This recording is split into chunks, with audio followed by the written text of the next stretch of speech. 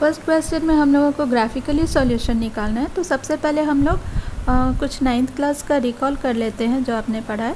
तो इक्वेशंस होते हैं, फर्स्ट इक्वेशन के लिए a1x plus b1y plus c1 is equal to 0 and second equation के लिए a2x plus b2y plus c2 is equal to 0। दोनों इक्वेशंस के जो कोएफिशिएंट्स हैं a1 b1 c1 and a2 b2 c2, तो इसके रेशियोज़ में means a1 by a2 b1 by b2 c1 by c2 में कुछ रिलेशनशिप होते हैं जिसके आधार पर हम लोग सॉल्यूशन डिसाइड करते हैं।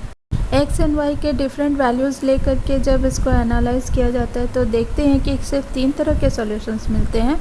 या तो इसके सिर्फ एक सॉल्यूशन होंगे, इस केस में a1 by a2 will not be equal to b1 by b2। Graphically दोनों लाइन जो है सिर्फ एक ही जगह इंटरसेक्ट करेंगे और इसके एक ही सॉल्यूशन होंगे जब a1 by a2 is not equal to b1 by b2 होगा। जब a1 by a2 is equal to b1 by b2 is equal to c1 by c2 होंगे तो इसके बहुत सारे means infinite number of solutions होंगे। ग्राफिकली इस situation में जो लाइंस तो बनते हैं इक्वेशन के वो कोइंसिडेंट होते हैं, मतलब एक दूसरे को ओवरलैप करते हुए होते हैं। जब a1 by a2 is equal to b1 by b2 होगा लेकिन this will not be equal to c1 by c2, then इसका कोई सॉल्यूशन नहीं। दोनों इक्वेशन के लाइंस एक दूसरे के पैरेलल होते हैं और कहीं पर भी मीट नहीं करते हैं। तो फर्स्ट क्वेश्चन हम लोग स्टार्ट करते हैं जिसमें हम लोगों को ग्राफिकली सॉल्यूशन निकालना है। हम लोग 2 लाइंस क्रिएट करेंगे दोनों इक्वेशन के लिए और देखेंगे कि कहाँ कौन से सॉल्यूशन आ रहे हैं। From the pair of linear equations in the following pair, find their solutions graphically. First question है 10 students of class 10 took part in a mathematics quiz. If the number of girls is 4 more than the number of boys, find the number of boys and girls who took part in the quiz. तो पहले situation में है कि 10 students है, class 10 का है जो कि मैथमेटिक्स क्विज में। सबसे पहले एज्यूम कर लेते हैं कि नंबर ऑफ बॉयज़ है x and number of girls है y।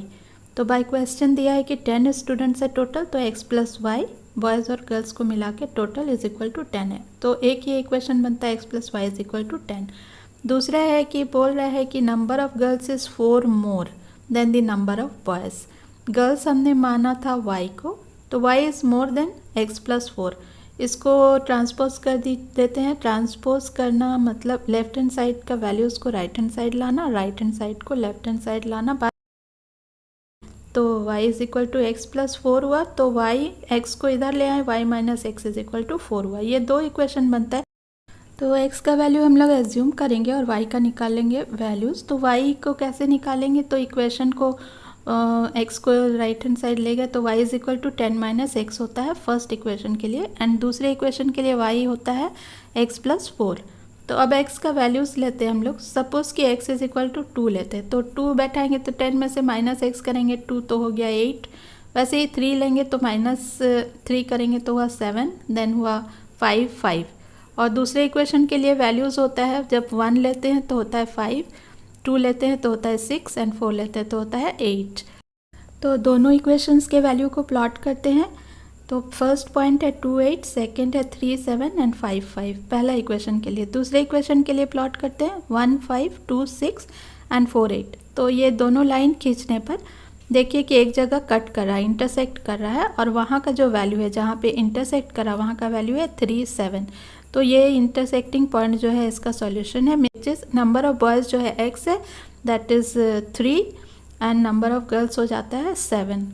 सेकेंड क्वेश्चन है 5 pencils and 7 pens together cost ₹50 while 7 pencils and 5 pens cost ₹46.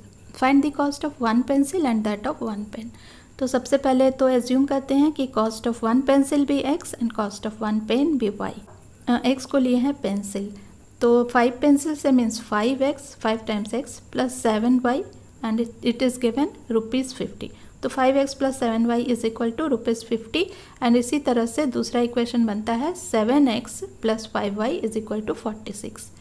अब फिर से ट्रांसपोज करके हम लोग y के लिए एक इक्वेशन बना लेते हैं दोनों इक्वेशंस के लिए, और इसके बाद x का वैल्यूज़ एज्यूम करते हैं और एज एक्स का वाई का वैल्यूज़ निकाल लेते हैं। कई बार इक्वेशंस में वैल्यूज़ जो एक्स के हम लोग लेते हैं इतने कम वैल्यूज़ होते हैं कि बहुत सब लोगों के कॉमन आ जाते हैं, बट इन जनरल जो है सबके अलग अलग वैल्यूज़ आते हैं, उससे कुछ फ़र्क नहीं पड़ता है। एक्स के वैल्यूज़ के लिए हम लोगों को वाई का वैल्यूज़ निकालना होता है। तो यहाँ फर्स्ट इक्वेशन में 3 वैल्यूज़ लिए हैं एक्स का, 3, 10 एंड -4, एंड इसका वाई का वैल्यूज़ आया है 5, 0 एंड 10। इसको हम लोग ग्राफ में प्लॉट करेंगे। सेकेंड इक्वेशन में हम लोगों ने एक्स का वैल्यूज़ लिया है 3, -2 एंड -7, और इसका वाई का वैल्यूज़ आया है 5, 12 एंड 19। तो वाई को हम लोग 19 तक ले करके जाएंगे, इसका हायर रेंज तक रखेंगे ग्राफ में जगह, नंबरिंग लेबलिंग कर देंगे 19, 20 तक।